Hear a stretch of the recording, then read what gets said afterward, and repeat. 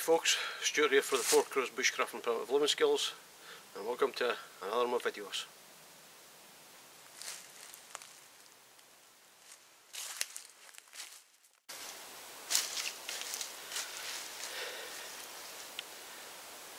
So, what I thought I would do today is do a comparison between a modern survival tin stroke kit,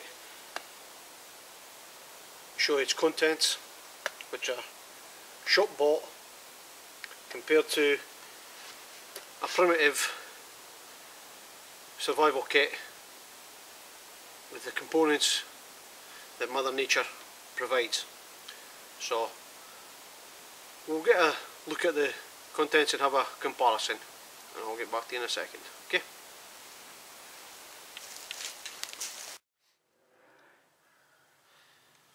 So, the survival tin.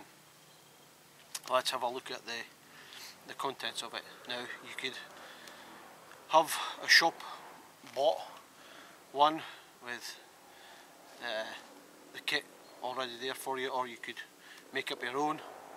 These survival tins are seen in many manuals and discussions about the contents and so on and so forth. But this one I made up myself.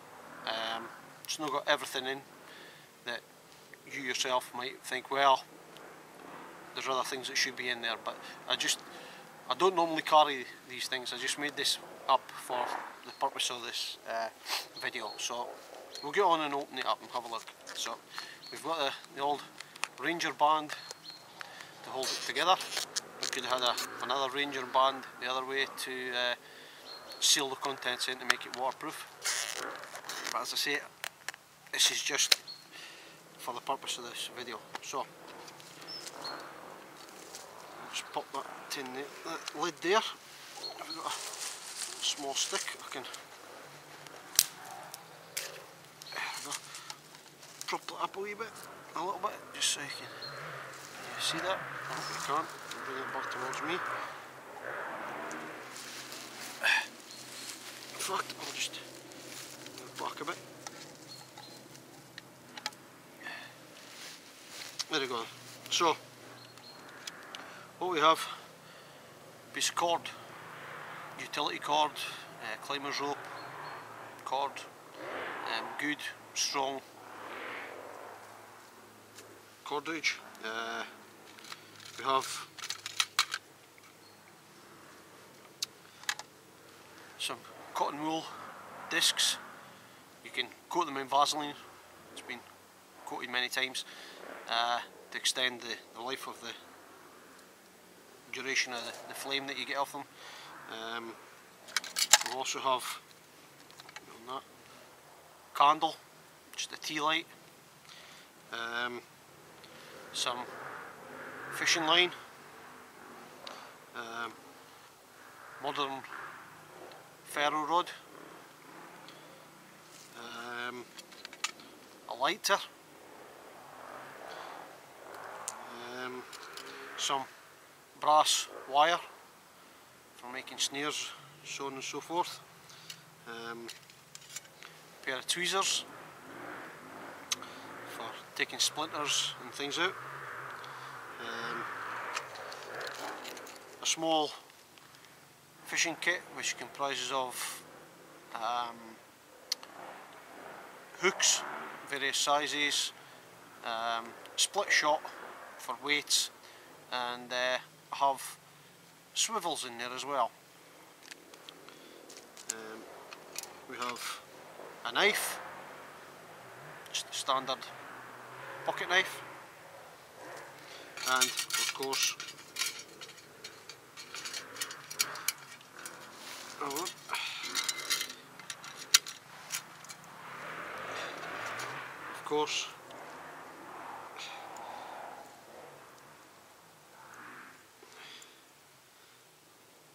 it's cold, all fingers and thumbs here, try to grasp these things,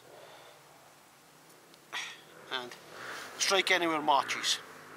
Okay, so that's the contents of the tin. So can we do the same with what Mother Nature provides? For me, yes you can. So we'll have a look now inside the primitive survival kit. Okay, I'll get back to you in a second. Before we go any further, sorry about the motorcycles in the background. Some guys playing in the field, so hopefully it'll not distract you too much from what we're trying to do here. So, the primitive survival kit. As I say, we'll do this comparison between, we've seen the contents of the survival tin, so now the primitive kit. Okay, so what we have, first of all, take our carry stick, stroke bow for, I'll just move back a bit, get it into shot. So the bow for our fire lighting, also our carry stick. So this is just what's on the outside. We have spindle for bow drill fire. So this is our fire components. We had matches, fire steel, lighter in there. So this is our bow drill set, which we'd use. So there's 3 or 4 components in there to this one.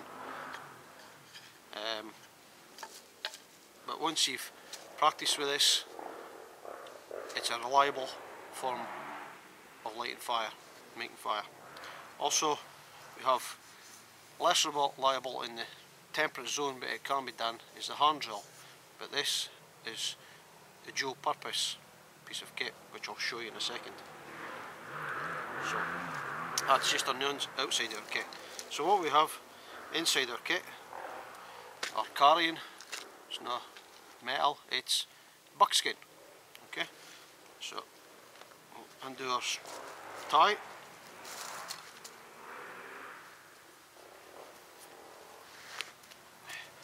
And reveal the contents.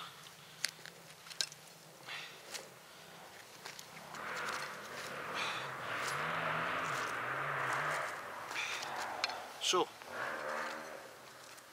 just move these to here.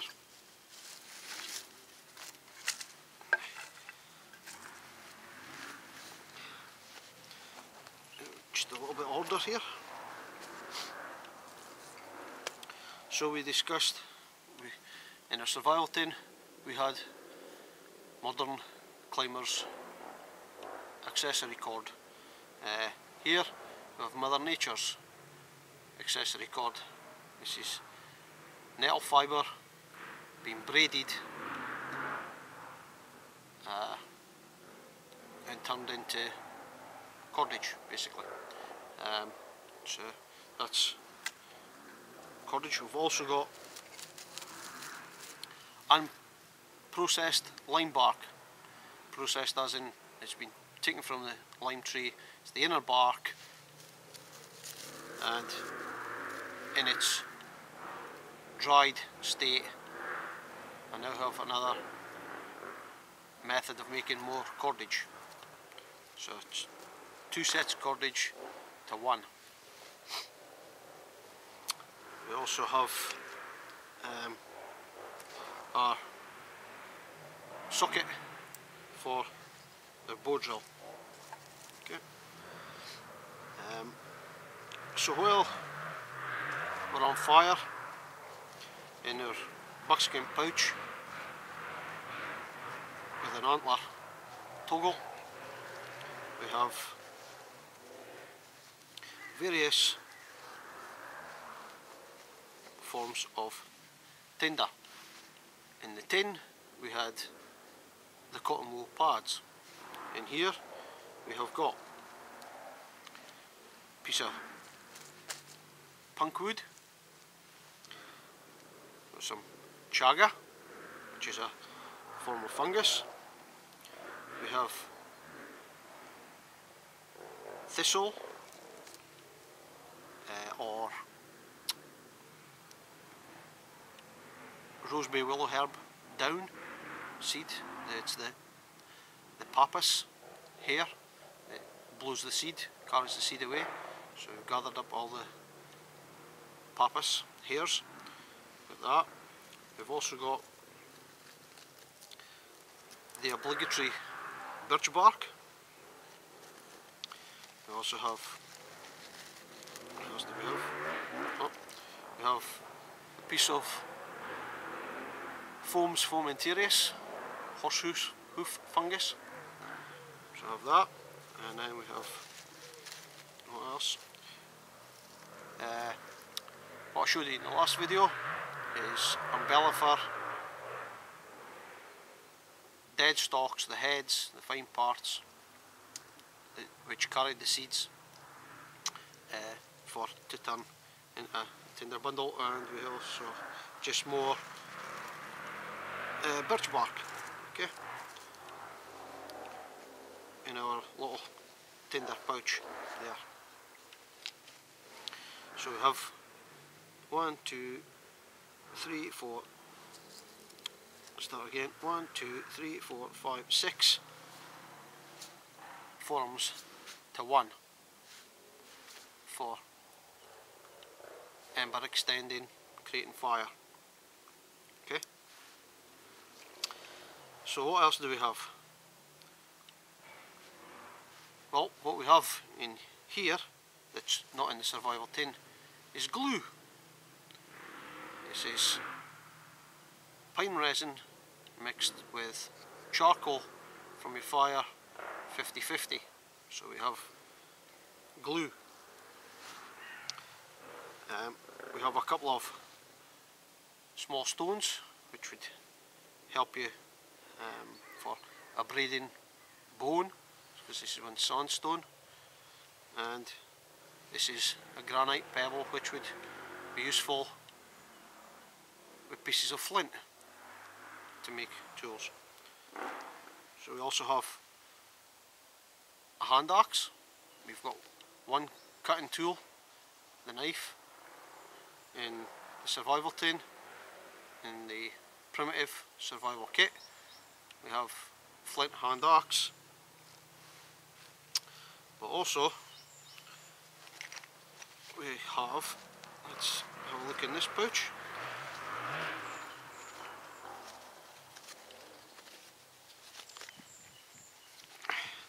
So there's lots of goodies in this.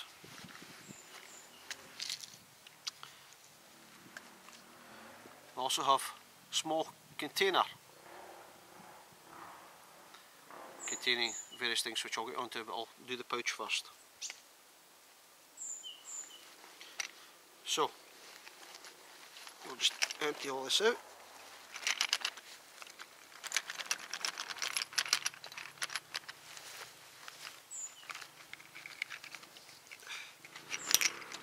Bear with me.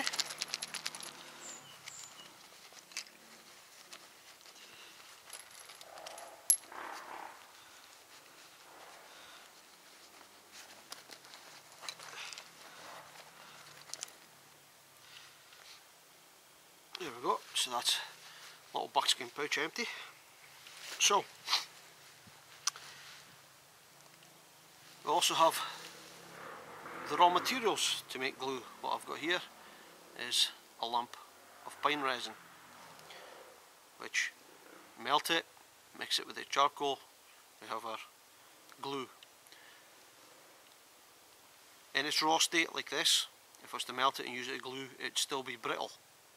It would stay brittle, it would break easy, but with the adding of the charcoal it makes it more elastic. So that's the reason we add the glue. So have it, like I said, in its made up state and in its raw state. Okay. Cordage again. This is flax, which I know is not in Britain all the time, but it's another form of cordage from nature. We also have another piece of nettle fibre. So in the metal tin we had fish hooks, weights, swivels. So what we've got here in our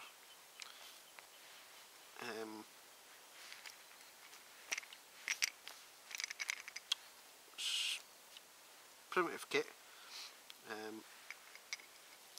I'll now show you the contents of this one as well, because there's parts in here that will go along with this.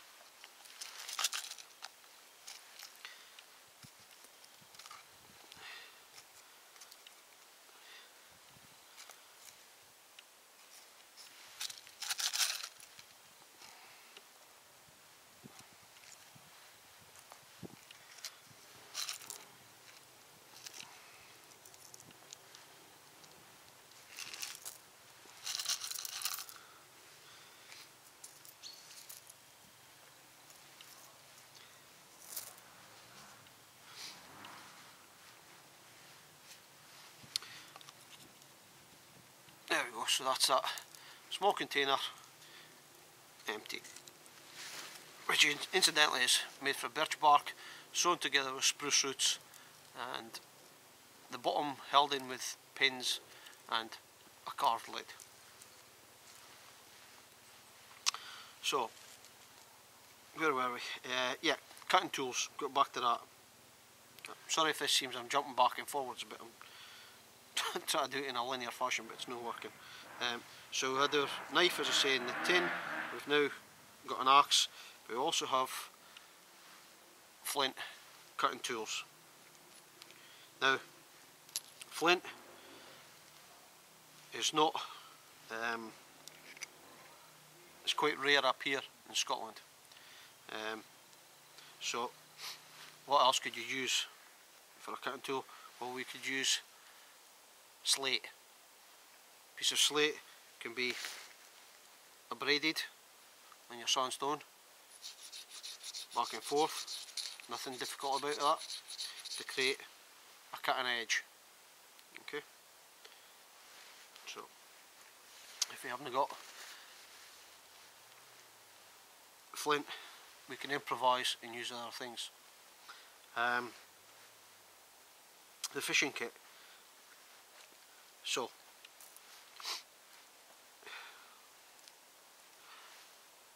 our tin had hooks, weights, swivels and line. Well, we've got our line,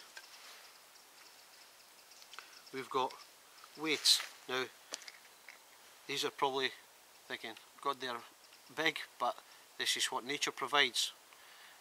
I don't know if you can see, but there's actually holes inside through these stones, and that is created by a clam called a piddock clam. And the piddock clam has a raspy shell which burrows into stone, and on certain beaches you can find weights with natural holes, so you don't have to do the work, don't have to drill the holes. So we've got a section of weights. What we have in here, which we didn't have in the survival tin, is a bubble float. Now, you're thinking that's not a bubble float. Well, it is. It's a bladder rack. So what you can use is in its dried state. It's very, very hard. It's going to dry. We could drill a hole in the top and the bottom, and we have a float for fishing. But then we get down to hooks. So we have a selection of hooks.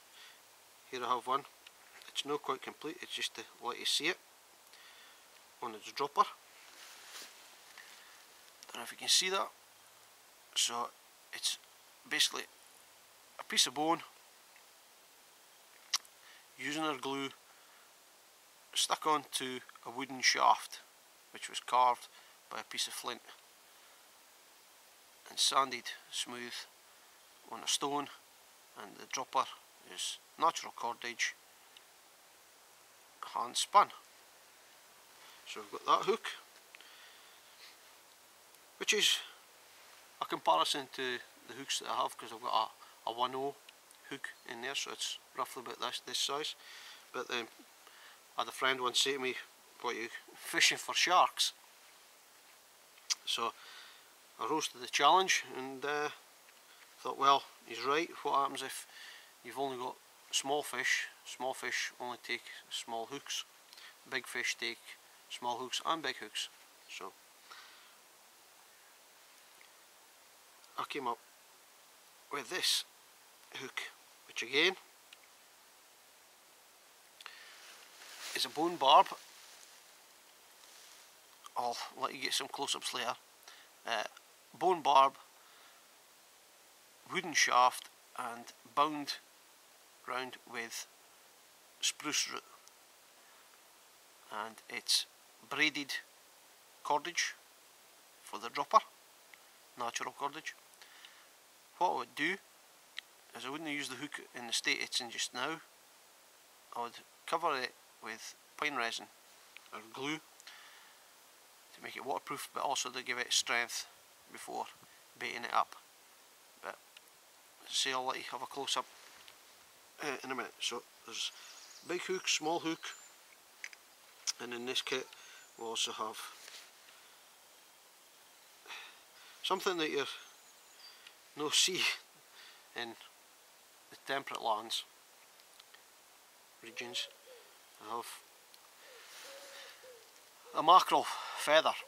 It's just basically a feather, natural cordage dropper,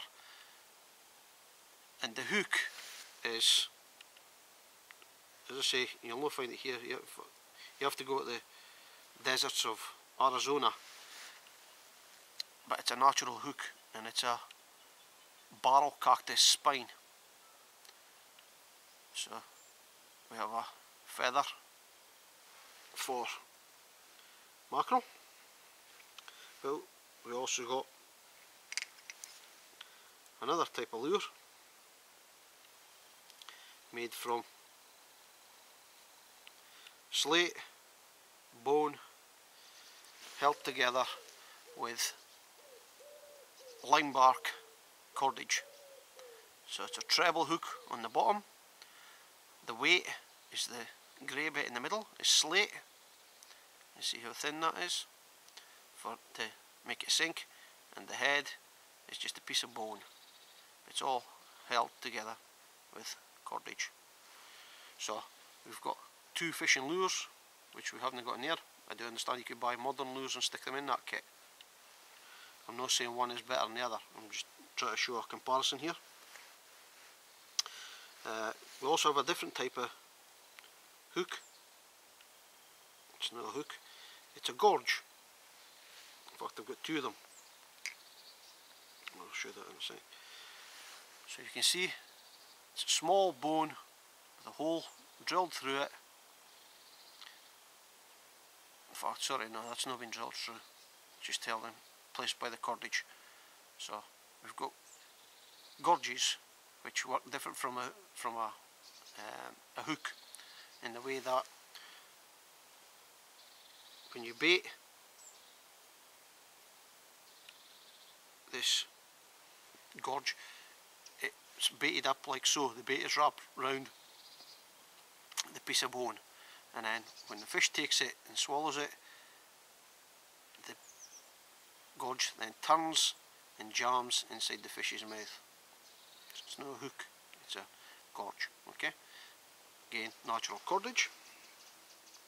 So what we had in the survival tin was swivels, which is a modern thing compared to, I've never seen any references of swivels used by indigenous cultures around the world. So what I did was came up with the idea of taking something modern but turning it back, which might be useful in a primitive situation. Why a swivel, you may ask? Well, if anybody who's done a lot of fishing knows that fish, when they're caught, tend to spin in the water as you're bringing them in. Okay, so if you had a normal hand spun piece of cordage like we've got in the lure there, okay, what can happen is if the fish twists the wrong way, it can unwind your cordage. You would lose your fish, you'd lose your cordage. So how you can get away with that is by using a braid instead of a cordage, a hand twisted cord. You can braid the dropper. Okay, I'll give you close-ups of this stuff in a minute, but to help you, as I say, we come up with a swivel. So I'll just see if this, see how it spins, and okay, can you see that? And all that is a stick split down the middle, a wee channel hollowed out in the middle, and then the split sticks bound back together with cordage. So we have, as I say, a swivel. So that would help you, which it says is a modern invention, the swivel, for fishing, and we've turned it into a primitive piece of kit. So it would help you, as I say, if you've got hand spun cordage instead of braided cordage for your dropper. If the fish turns, then it would help eliminate the unwinding of your cord. Okay. We also have seashells, which again can be braided, used as knives or cutting tool. Also a bearing on top of your bearing block, limpet shell. A lot of people know about this to minimise the friction. Okay, so you can use a limpet shell for that. So multi-use. We also have something that I didn't have in the survival tin, which most survival tins have, is needle and thread. So in this kit we have needles.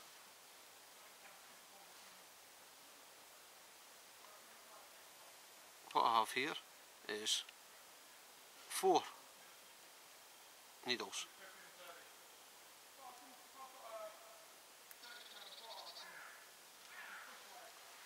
So I have the first one.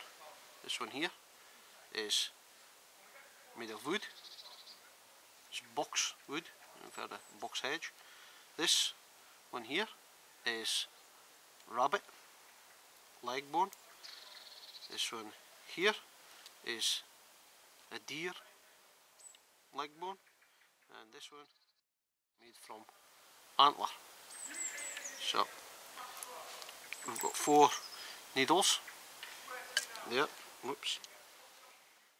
Like I said, something we didn't have in the survival tin. Could use the point of a knife, I suppose, but we've got an awl for making holes in leather, for also helping if you're making baskets, that sort of thing, to help work the material through. So got a bow and awl. Also got a couple of bone arrowheads. Okay, again these are abraded on stone tools. There's that one there.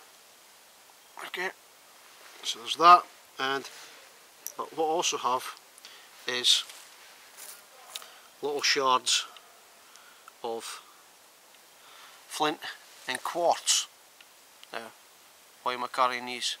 Well, this is where our hand drill becomes a multi-purpose piece of kit.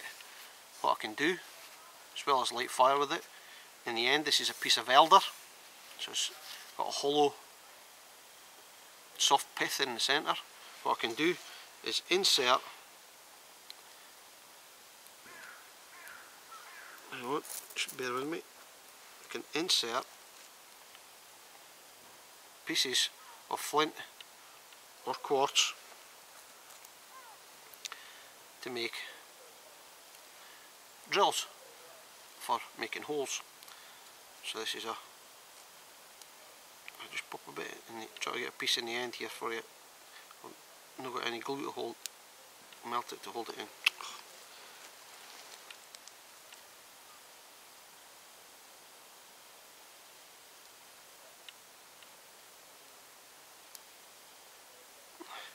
So there we go, I just popped a bit of flint in the end there. I'll glue that in place and I have a form of drilling holes. So you could use that for drilling holes in soft stones, slate for instance, to make sinkers if you haven't got natural sinkers. Also for drilling the eyes out of your needles. So as you can see, for being a primitive piece of kit, it's quite comprehensive for everything to meet your survival needs. So I'll give you some close-ups and I'll get back to you. Okay. So there's our modern survival tin and its contents, and here we have our primitive survival kit laid out. So try and do this slowly so you can all have a look, get an idea. So there's the lures, hooks, arrowheads, a couple of pouches, needles, stones, bubble float, our tinders, our glue stick, our container, our cordage, and our fire lighting kit, and also the hand drill, which is dual purpose. And I'm back to the beginning.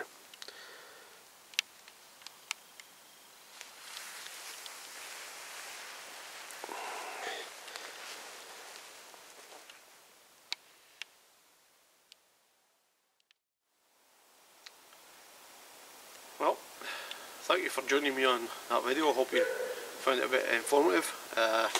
Just want to say thank you to everybody who subscribed over the Christmas period. Thanks very much for that, I really appreciate it. And it's getting cold now, so I'm heading off for a brew.